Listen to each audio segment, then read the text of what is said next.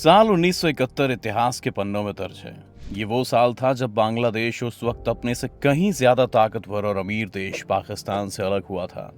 आजाद तो हो गया था, लेकिन भुखमरी, अकाल, आर्थिक तंगी समेत लगभग हर परेशानी से जूझ रहा था।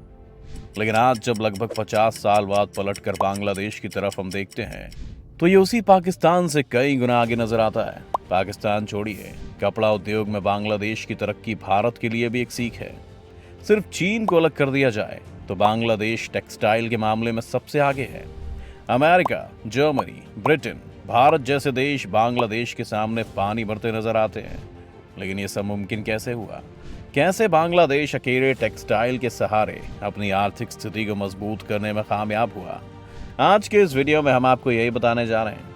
अब बंगाल टेक्सटाइल की दुनिया का बादशाह कैसे बना, ये जानने से पहले उस शख्स की बात कर लेते हैं जिसको इसका श्रेय जाता है।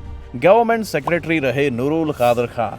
यही वो शख्स रहे जिन्हें उस वक्त ये एहसास हो गया था कि बांग्लादेश के लिए आने वाला वक्त और भी बुरा हो सकता है। रोजगार की समस्या गहराएगी, जिस वजह से लोग पैसे नहीं कमा पाएंगे, हालात भुखमरी के हो जाएंगे और ये देश पूरी तरह से बर्बाद हो जाएगा। नूरुल के इस डर ने उन्हें एक ऐसा कदम उठाने पर मजबूर किया जिसने पूरे बांग्लादेश की किस्मत ही बदल दी। ये बात है साल 1978 की। नूरुल ने लगभग 130 लोगों को साउथ कोरिया भेजा।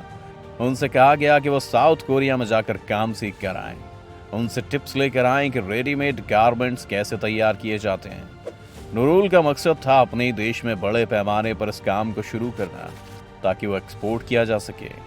नूरुल का ये प्लान उस वक्त सफल होता हुआ नजर आया जब ये 130 लोग काम सीखकर बांग्लादेश वापस लौट आए।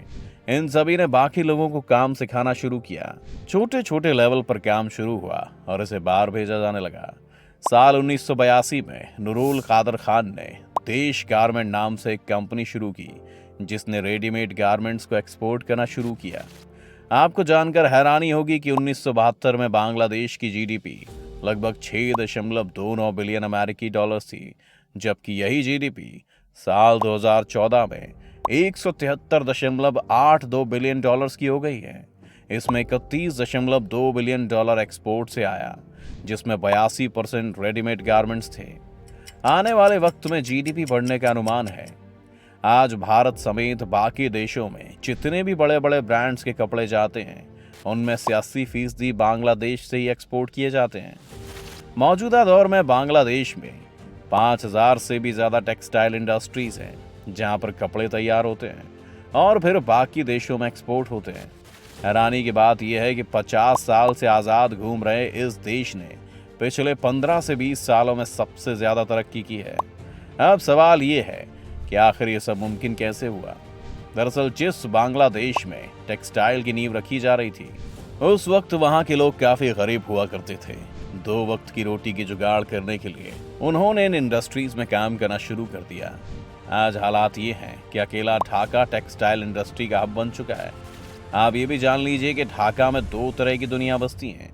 एक तरफ ऊंची ऊंची बिल्डिंग्स हैं, बड़े बड़े होटल्स हैं, वीआईपी इलाका है, और दूसरी तरफ 5000 फैक्ट्रीज और इनमें काम करने वाले लोगों के ठिकाने, जिन्हें स्लम्स भी कहा जाता है। कहा जाता है कि ये शहर पूरी दुनिया में सबसे कम मजदूरी देने वाला शहर भी है। यहाँ पर रोज सुबह फैक्ट्रियों के सायरन बजने शुरू हो जाते हैं। यहाँ पर 40 लाख से ज़्यादा मजदूर काम करते हैं। दिन पर दिन इन मजदूरों का आंकड़ा बढ़ता ही जा रहा है। आपको जानकर ताज्जुब होगा कि ऐसा कोई भी बड़ा रेडीमेड ब्रांड नहीं होगा जो यहाँ नहीं बनता। वॉलमार्ट से लेकर पूमा तक ये ब्रांड्स यहीं तैयार होते हैं, फिर यूरोप और अमेरिका के बड़े बड़े शोरूम्स तक पहुँचते हैं।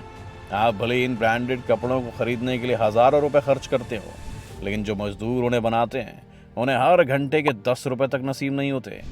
एक टी शर्ट बनाने के बदले इन्हें महज 80 पैसे मिलते हैं। और हाँ, ये आज के दौर की बात हो रही है। आपको बता दें कि ढाका की इन फैक्ट्रीज में T shirts, sweater, trouser, men's और विमेंस शर्ट्स बनती हैं। ढाका के साथ साथ ये फैक्ट्रीज अब चिटगांग और आसपास के इलाकों में भी फैल गई हैं। इतने बड़े पैमाने पर यहाँ टेक्सटाइल का कारोबार होता है।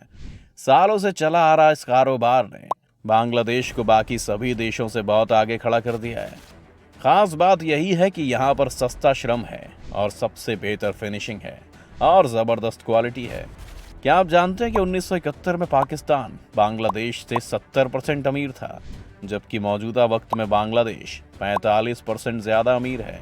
बांग्लादेश का जीडीपी पर कैपिटा 9% बढ़ा है। इसे आप ऐसे समझिए कि बांग्लादेश की प्रति व्यक्ति आय $2,227 हो गई है, जबकि पाकिस्तान की प्रति व्यक्ति आय $1,543 रह गई है। कुछ वक्त पहले एक पाकिस्तानी अर्थशास्त्री ने एक बहुत बड़ा बयान दिया था। पाकिस्तान की कंगाल हालत को देखते हुए उन्होंने कहा था कि ये भी मुमकिन है कि साल 2030 तक पाकिस्तान को बांग्लादेश की आर्थिक सहायता लेनी पड़ जाए। इसे आप बांग्लादेश की मेहनत या लगन ही कह सकते हैं कि उसने टेक्सटाइल के मामले में सभी को पछाड़ दिया है। साल 2021 के मुताबिक अगर हम टॉप 5 टेक्सटाइल कंट्रीज की बात करें तो पहले नंबर पर चीन है। चीन की एक्सपोर्ट वैल्यू लगभग $676.41 बिलियन है।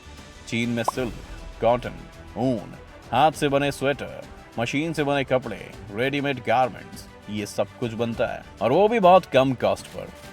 फिर दूसरे नंबर पर आता है बांग्लादेश, जिसकी एक्सपोर्ट वैल्यू $360.39 बिलियन है। तीसरे नंबर पर आता है भारत, जिसकी एक्सपोर्ट वैल्यू $250 बिलियन है। चौथे नंबर पर जर्मनी, जिसकी एक्सपोर्ट वैल्यू 173.3 बिलियन यूरोज रही है। पांचवें नंबर पर वियतनाम आता है, जिसकी एक्सपोर्ट वैल्यू 111.56 बिलियन रही है। वैसे जर्मनी और भारत एक्सपोर्ट वैल्यू के हिसाब से आगे पीछे होते रहते हैं, लेकिन चीन के बाद बांग्लादेश धड़ल्ले से अपने कारोबार को तेजी दे रहा है, जो भारत के लिए भी एक सीख है। H&M, आपने नाम तो जरूर सुना होगा। यूरोप के सबसे बड़े रेडीमेड रिटेलर H&M का 50% काम यहाँ बांग्लादेश से ही होता है। इसके अलावा दुनिया के सबसे बड़े ब्रांड वॉलमार्ट, यूके के जाने माने ब्रांड प्राइमर्क, रॉल्फ लॉरेन के गारमेंट्स भी यहीं पर तैयार होते हैं। हाल ही में यूरोप ने अपने ऑर्डर में इजाफा किया है। यही नहीं, यहाँ पर Hugo Boss, Tommy Hilfiger, Ben 10, Gap, Replay, G Star Raw, Giorgio Armani, Calvin Klein जैसे रेडीमेड कपड़े भी बनते हैं। दिलचस्प बात यह है कि जिस तेजी से बांग्लादेश टेक्सटाइल की दुनिया में आगे बढ़ रहा है, वो दिन दूर नहीं है जब वो चीन को भी पटकनी दे देगा। ऐसा कहना है कि दुनिया की सबसे प्रतिष्ठित कंसल्टेंसी फर्म्स मैकिन्स ने यह दावा वैसे तो साल 2020 तक किया था, जो कि पूरा नहीं हो पाया, लेकिन हाँ, आने वाले वक्त में ऐसा जरूर हो सकता है। इससे भी ज्यादा ध्यान देने वाली बात यह है कि एक वक्त था जब बांग्लादेश के पास बहुत काम आया, इतना काम कि वो उसे पूरा कर पाने में सक्षम नहीं था, लिहाजा उसने वो ऑर्डर छोड़ दिए। ये ऑर्डर पाकिस्तान ने लपक लिए। पाकिस्तान ने बांग्लादेश से सीख लेते हुए इन टारगेट्स को पूरा किया। लिहाजा कोरोना काल में निर्यात के मामले पर पाकिस्तान ने नया रिकॉर्ड बना दिया। ऐसा वो सिर्फ इसलिए कर पाया क्योंकि बांग्लादेश ने वो ऑर्डर्स छोड़ दिए थे। लेकिन अब बांग्लादेश सभी तरह के ऑर्डर्स लेने के लिए तैयार है और तेजी से अपनी पकड़ इस क्षेत्र में मजबूत कर रहा है, ताकि टेक्सटाइल इंडस्ट्री का किंग बनने से उसे कोई रोक ना पाए। अब कहना गलती नहीं होगी कि बांग्लादेश ने कारनामा कर न सिर्फ अपने देश को मजबूत बनाने का काम किया है, बल्कि अपने देश की महिलाओं को भी सशक्त करने का काम किया है। दूसरी तरफ देश की महिलाओं ने भी अर्थव्यवस्था को पटरी पर लाने के लिए अहम योगदान दिया है, जिसकी चर्चा जरूर होनी चाहिए। वैसे अब देखना होगा कि बांग्लादेश चीन को पछाड़कर कब तक नंबर 1 पर आता है।